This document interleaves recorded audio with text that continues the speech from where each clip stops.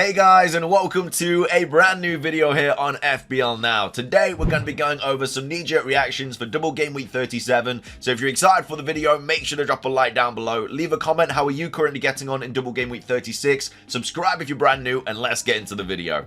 So, starting things off, before we get into the knee-jerk reactions for Double Game Week 37, just going to quickly go over how I'm currently doing in Double Game Week 36, so many doubles, and so far so good. I'm sitting on 63 points, a game week rank of 667k. I'm currently on 16,000th in the world, which is very, very nice. It's not my highest this season. I think I got to like 11k earlier on in the season, but this is before auto subs. I mean, there's been so much luck with auto subs this week, like Kepa being benched and Edison's coming off the bench, Reyes coming off the bench, Rashford being injured, and you've got Estepinian's coming off the bench, Shaw's coming off the bench. Like, some people have been very, very lucky this week. I mean, I'm not going to lie, if Rashford wasn't injured, like, I would have played him over Shaw. Shaw got 8 points. Really annoying that he picked up a yellow, because obviously every point matters at this point of the season. But yeah, I'm not going to stand here and say, you know, I completely went with just this team, because yeah, if Rashford was fit, I would have played him. Would he have got more than 8 points? I don't know, but as of right now, you know, I only played Shaw because Rashford was injured.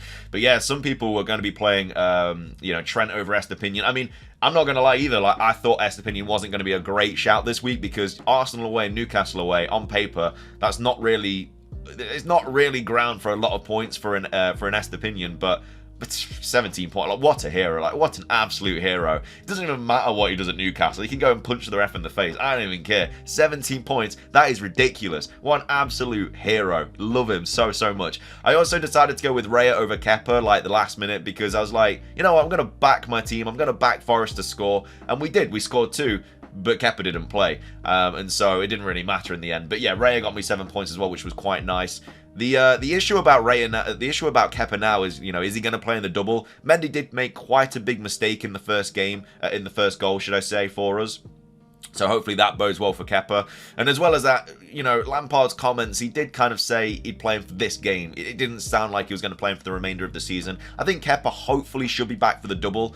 I've gone from like 9 guaranteed doubles down to like 6 now if like Kepa doesn't play and Rashford doesn't play and stuff like that. It's like the worst kind of situation. But anyway, yeah, it's been a game week from, you know, all kinds of situations, and it's still only halfway over. But yeah, Raya got me 7, Estepinian, the hero, got me 17, Trippier and Botman got me 1 each. I mean, I feel for the Trippier captainers this week. I really feel for him. It's not been a great day for him. Shaw got me 8, so yeah, the back line doing pretty nice. McAllister got 3, Fernandez got 6, finally got an attacking return, which I was very happy about. Matoma got 3, Salah still to play, Haaland got 7, and then Isak, my captain, getting me 10.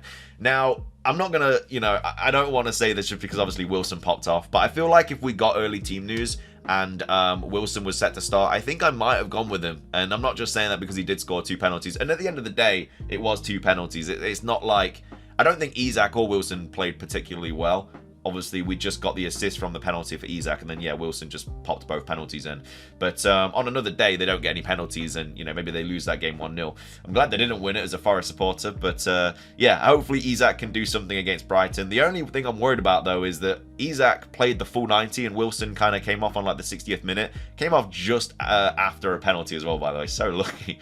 So I'm a little bit worried that Isak might start, and if he doesn't, you know, Wilson owners are going to be in dreamland, really. If I was a Wilson owner, I'd be very, very happy right now, getting 2 goals, maximum bonus, and then he's probably going to be starting against Brighton as well. So we'll have to see what happens there. The bench, obviously 0, 0, 6, and 1. So all in all, a pretty nice game week so far. Obviously, I'm on 16k right now, but I think I've gone up to 19k after auto subs. Trent is the killer this week. Like, Trent could really, really do some damage, as well as Wilson. But if, you know, we somehow get through the game tonight where Trent scores 2 own goals and Salah pops in 3, I'd be very, very happy about that. But yeah, I'm a little bit worried about the Trent the Trent haul that, you know, could potentially happen tonight. I really need Leicester to score, and that would be like, okay, he might get an attacking return. Hopefully he doesn't, but we've all seen how bad Leicester have been this season. So, you know, they're capable of winning that game 3-4-0. So, a little bit worried, but yeah, hopefully Salah can bag something, because, you know, he is very highly owned, but he's the only player I've got playing tonight. So anyway, that's how I'm currently doing in Double Game Week 36. 63 points, not too bad at all. 19k in the world. I guess, like after auto subs and stuff. But as of right now, it says 16k, so that's the rank I'm going with.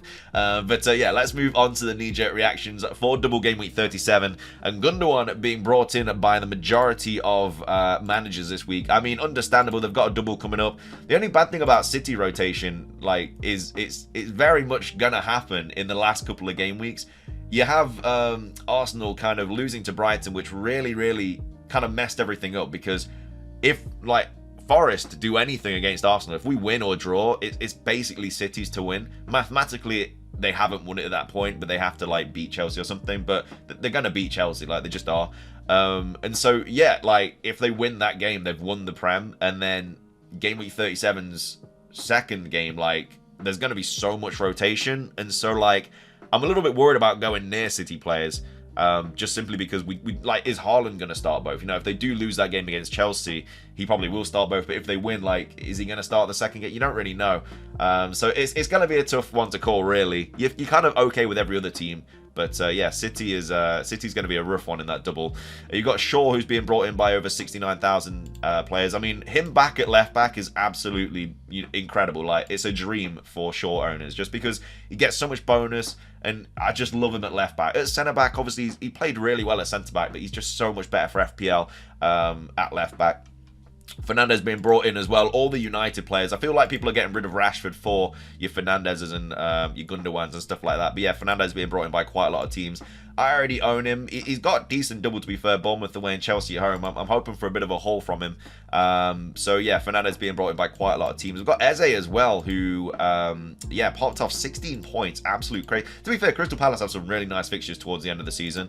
They've got Fulham away and then Forest at home. I mean, that Forest at home game hopefully isn't going to be as bad as a Forest fan. You know, I feel like Crystal Palace, they've got really nothing to play for now. I'm hoping it doesn't come down to that last game of the season, but it definitely will. Like, I don't think we're going to get much against Arsenal, if anything.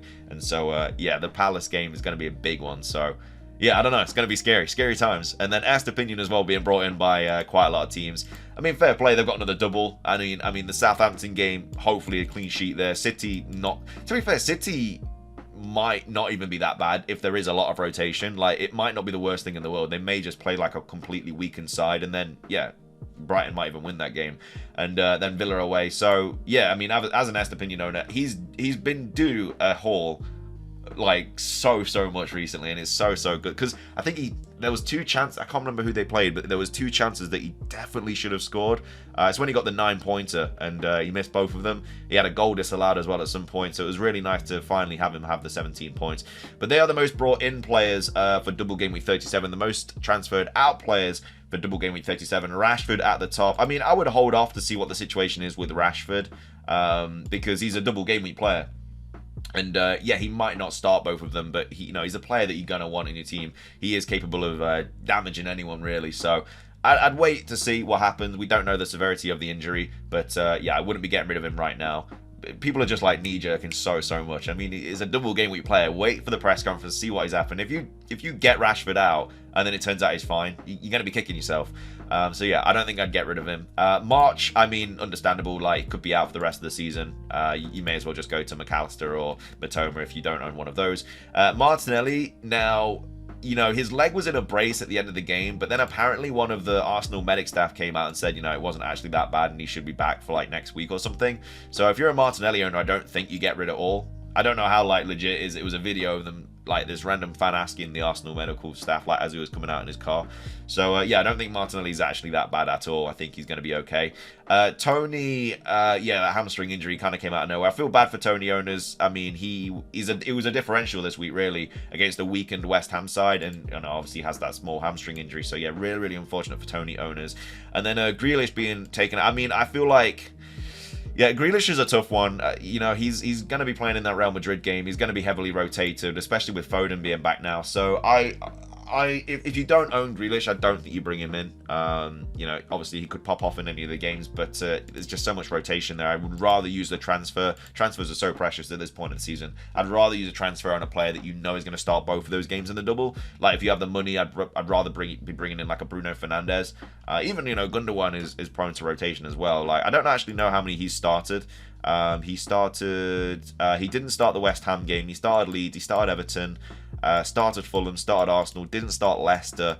And then, yeah, so, I mean, he's been starting most games this season, but, you know, with the rotation, if they do win the league, you know, it's anyone's call. Like, I was thinking about bringing in Diaz, but I think even Diaz could get rotated. Even Edison could get rotated. You know, he has been rotated once already this season in the Prem, so, you know, there's nothing stopping him from happening again. So, yeah, City players, you know, I don't think anyone's capable of, like, playing every single game.